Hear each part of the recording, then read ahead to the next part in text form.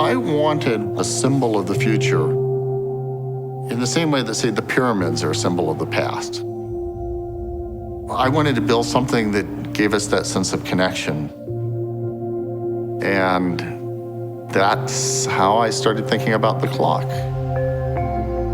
My name is Danny Hillis, and I'm building a clock that will last for 10,000 years. When I had been a kid, the future had been out in the year 2000. Even when it got to be in the 1990s, we were still sort of just imagining what the year 2000 would be like.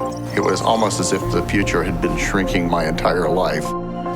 Danny Hillis sent around an email that he wanted to build a clock that would last 10,000 years. What? 10,000-year clock? Why? Danny had been building some of the fastest supercomputers in the world. He was pretty much the golden boy of MIT. Everybody wanted to do things faster and faster and faster. I needed to slow down, stretch out, think on a different time scale. Any engineer, of course, wants to build something that lasts. But that doesn't mean it's easy to build.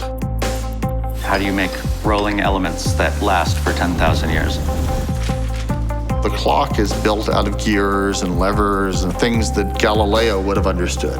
One of the ways we keep the clock accurate is to synchronize it to the sun.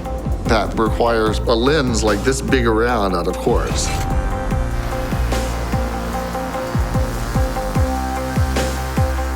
Then, exactly at solar noon, the chimes begin to play. The chime generator was developed by Brian Eno. They worked out a way of ringing 10 bells in a different sequence each day for 10,000 years. From the very beginning, I wanted to be able to make a little model of the clock. Our original prototype clock. And then make a bigger one, and make a bigger one, and make a bigger one. I realized that the clock couldn't go into a building. It had to be in a mountain.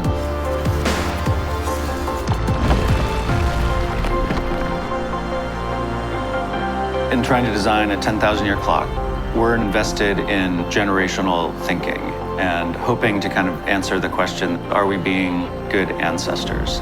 There is a problem of people not believing in the future.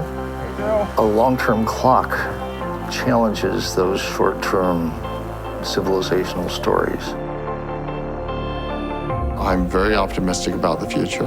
I'm not optimistic because I think our problems are small.